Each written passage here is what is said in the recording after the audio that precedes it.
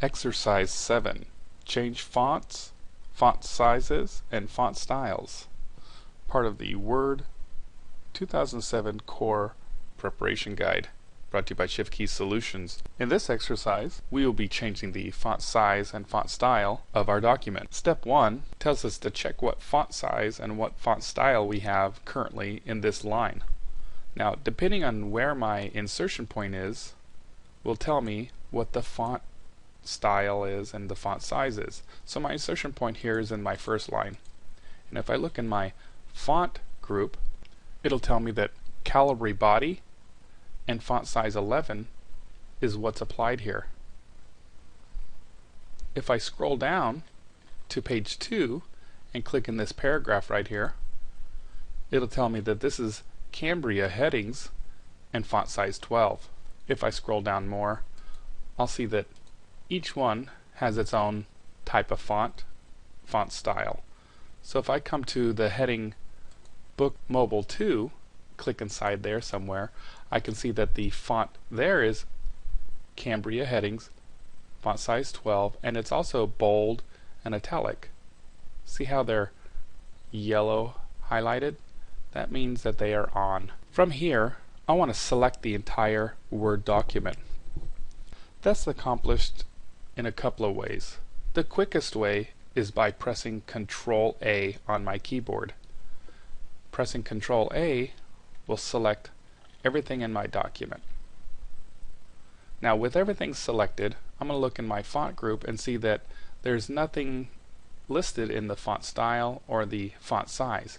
And the reason for that is because there are conflicting font styles and conflicting font sizes.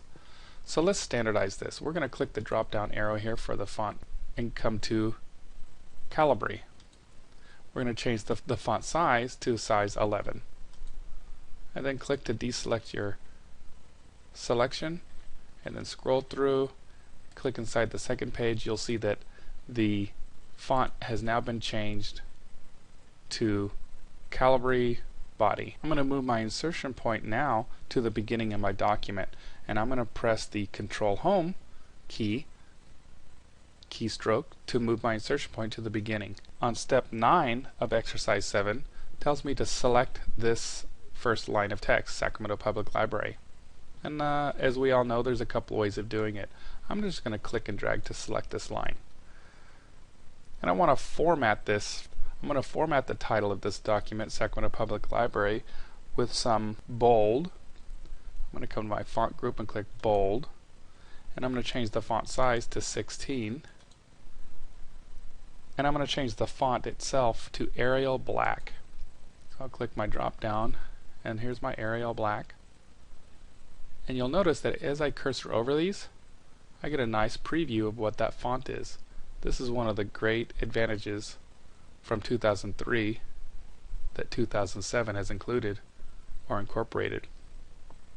So I'm going to click Arial Black, and then step 11 tells us to italicize the two lines below this title, the address. So I'm going to select these two lines, and then here on my mini toolbar I'm going to click the italic button. Click to deselect it. Next, step 12 tells us to come to page 2, and there's a heading here called Computer Training right above this table. So I'm going to select this title, and I want to make this bold and italic. And with it still selected, I'm going to come to my clipboard group and click Format Painter. What the Format Painter does for me is that it copies the format of this text so that format can be applied elsewhere. Next, I'm going to come down to this next title, Speakers and Performers section. I'm going to click and drag to select this range, and it applies that format. It now applies the bold and italic format that the computer training was formatted as.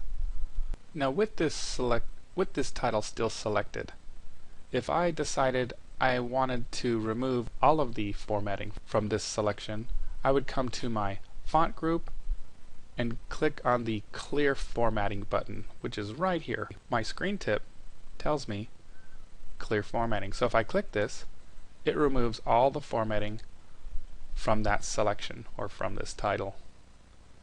But that's not what I want to do. That's just a little exercise on how to remove this formatting. I'm going to click Undo here in my Quick Access toolbar. And then I want to apply this format to the word section after each of these titles.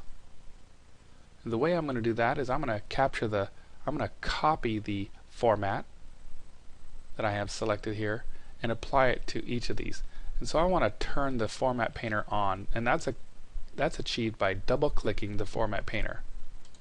If I double-click it, now it's on. So if I click this word section, it'll apply it, and you'll notice that my cursor still indicating that I'm pasting a format.